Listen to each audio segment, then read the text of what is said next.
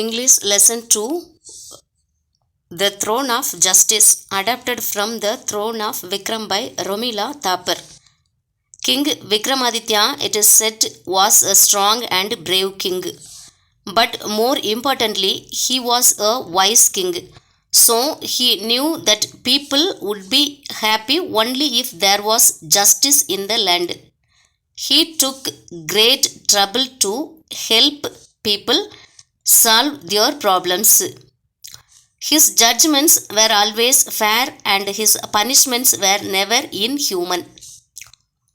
King Vikramaditya is said to have ruled in the city of Ujjain, which now lies in ruins and is covered by grass.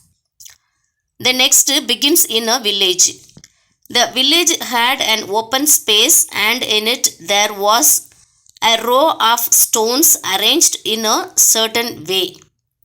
At one end there was a raised mound which looked like a throne, with smaller stones arranged round it. The children from the village who brought their cows to graze on the grass that grew on the ruins noticed the stones. They saw the large mound and the way the stones were arranged, and one of them shouted, "It looks like a king's judgment seat." Another boy quickly invented a game to fit the situation. "Let's play at having trials," he suggested. "I'll sit on the mound and be the judge and solve your quarrels." The children liked the idea and began to make up quarrels. At once, they described their problems to the judge. The other boys laughed and shouted during the game, but the boy sitting on the judgment seat was solemn and stern. He took the stories seriously and listened to them attentively. His judgments were usually very fair.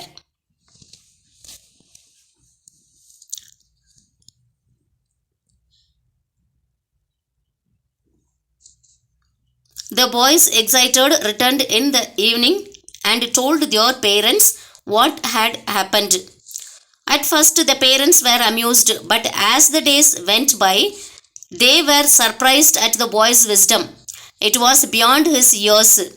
His judgments seemed to be more just than those of the elders in the village. There was also something magical about the mound.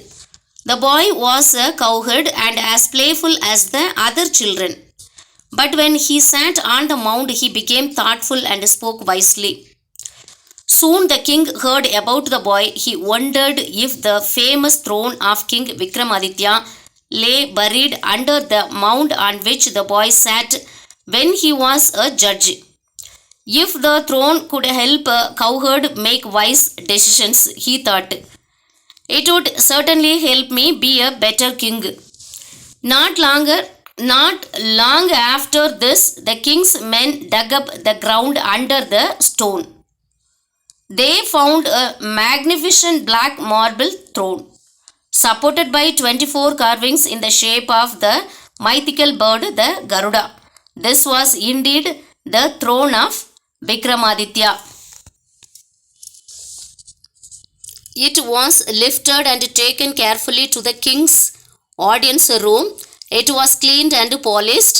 A day was chosen on which the king would sit on the throne of Vikramaditya and try to solve people's conflict.